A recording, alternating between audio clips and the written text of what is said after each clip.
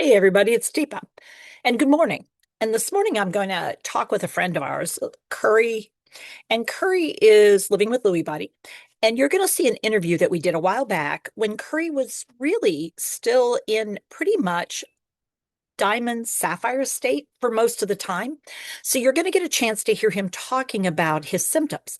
And I want you to listen because this is the part of living with dementia that most people apparently don't know much about, which is people can be quite able to do a number of things, but not necessarily the things that they used to be able to do. So let's take a listen and then we'll talk some more and see what you think.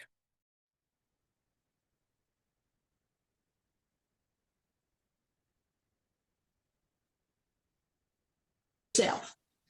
All right, it's a long story. I'll try to make it brief. In 2006, 2007, my wife, we'd sold our house and she had jumped on my truck. I was a cross-country truck driver. So she had jumped on the truck and decided, since I wasn't getting home very often, we'd sell the house and she'd just travel with me. Well, about in 2000. How did you feel about that, Curry? Was that exciting and sort of? Oh, it was. I was ready for it. You bet. Okay, cool. I was going to say, I just thought I'd check that out. Oh yeah, that was a two-person decision. Cool. Oh yes, ma'am. Once we decided to sell the house, I mean, we sold it in like 30 days and put everything in storage what we didn't sell, and she jumped on the truck with me and we took off. It gave her a chance to see the country. She had never seen the East Coast or the northern part of it. Yeah. So, but I started having auditory hallucinations first. I would be driving down the road, and of course, she crocheted the entire time she was on the truck, and she would be crocheting, and I would hear her talking to me, but I couldn't make out what she was saying. And I'd turn to her and I'd say, "What'd you say?" And she'd say, "I didn't say anything." And this started happening pretty frequently, and so we shook it off as maybe the road noise or my ears. I'm hard of hearing in one ear. And you already knew that. You already knew Yes. you were hard of hearing. So that Yes, was, like you knew that you had some hearing issues. And so it was easy to sort of like, maybe. Yeah, we just shook it off as my ears were playing tricks on me. And it got to where it was a joke.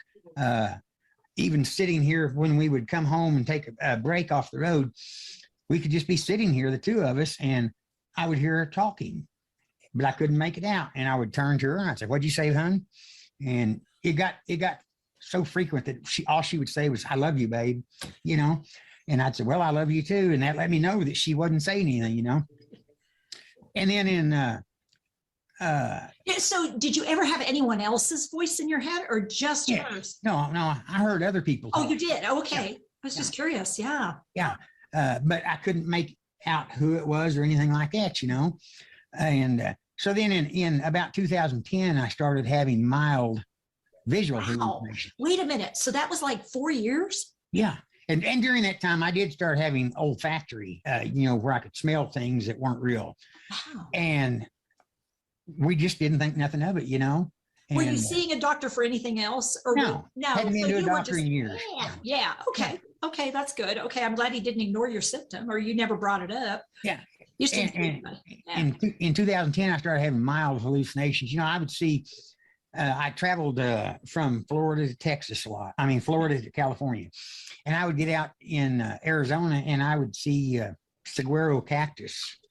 And I would think it was a group of people standing on the side of the road when it turned out it was actually saguaro cactus. I would see, as silly as this sounds, cactus running alongside my truck. I would see telephone poles that were straight up and down start swaying, stuff like that. But then in 2000 So I'm going to pause here because what you'll notice is Curry is really good at sharing information of things from the past. And he's actually got the timeline and he's got the specifics. So when he's in his rhythm, he's doing really well.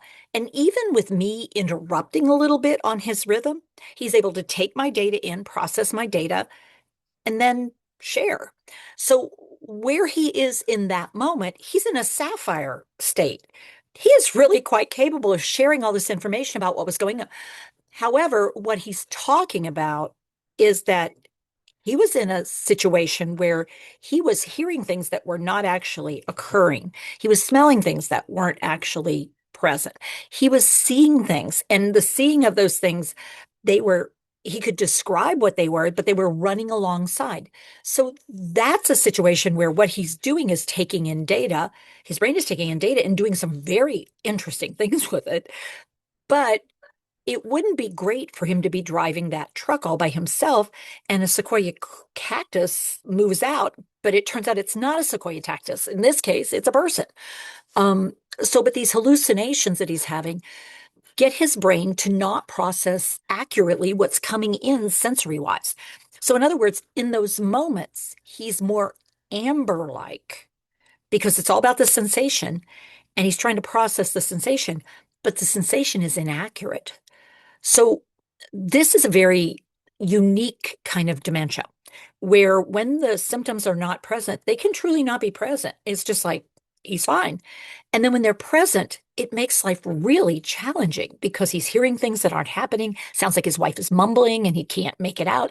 And a different kind of person might have reacted very differently. However, when he's not in that state, he loves his wife and he's great. And same thing with when he's seeing things. He was driving great, except there were these sequoia cactuses running alongside and telephone poles bending. And then it got more significant. But what I want to point out is this is someone who, in this time period when we're talking to him, he is clear, sharp, wonderful, very sapphire.